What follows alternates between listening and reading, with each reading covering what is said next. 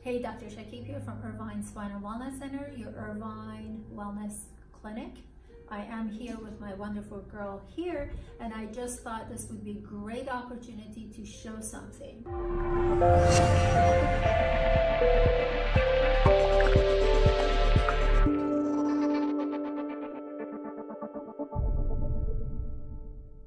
You lift, right? And you work out how many times a week? 5 times a week. And judging by her legs, you can see that she does work out. So something that I pay attention to, and so should you, is exactly this. So give me the phone here, and I'm just gonna take over right there. So this is the head, and you can see how over here and here, the feet are off to the left. Can you move your feet to the center, off to the right? Can you move your legs to the right?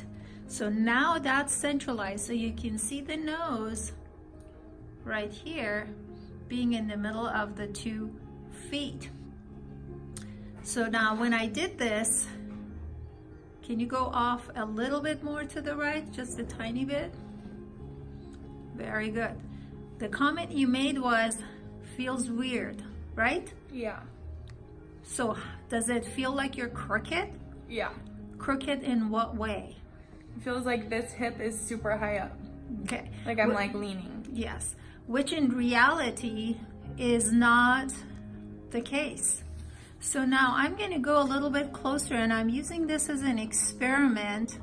Not an experiment, but more of a video of what I look at.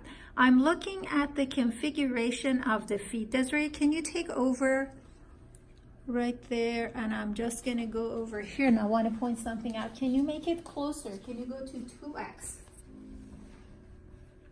So you can see the feet, the way the feet are being held. The left foot is turning out, and the right foot is more centralized. Judging, can you get closer to the quad here? You can see that the rectus femoris, so your quad has 3 components actually that you can see: the middle portion, the inside, and the outside. You can see how this leg is higher than this leg, and the left thigh is actually wider.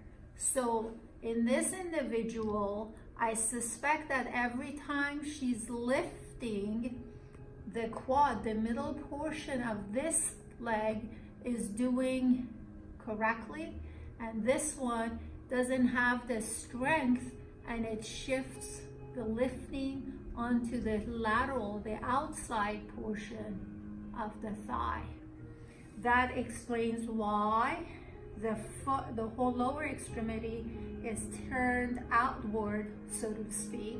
And I suspect knee issues, which you had mentioned to me before that you have knee issues, right? Yeah.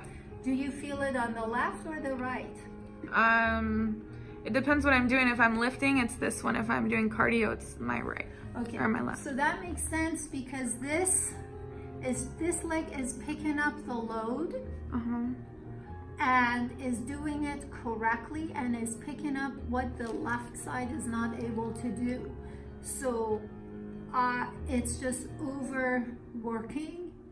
Honestly, I would think, and what is the situation? Do you ever feel, even with lifting, that the outside of this leg, or not the outside, the inside of your knee here sometimes hurts, whereas with this side, it's more like Exactly, yeah. Because it's pulling too tight. So now I'm going, this is just a real example of assessing the situation. I'm gonna feel the consistency, and I can already feel that the thigh on the right is more firm than the right. And then I go on the outside. Even on the outside of this one is in a healthy way tighter than the opposite side. So there is an imbalance. This could be a recipe for knee issues, hip issues, ankle issues, to say the least. I'm assessing the ankles, there is definitely more restriction here.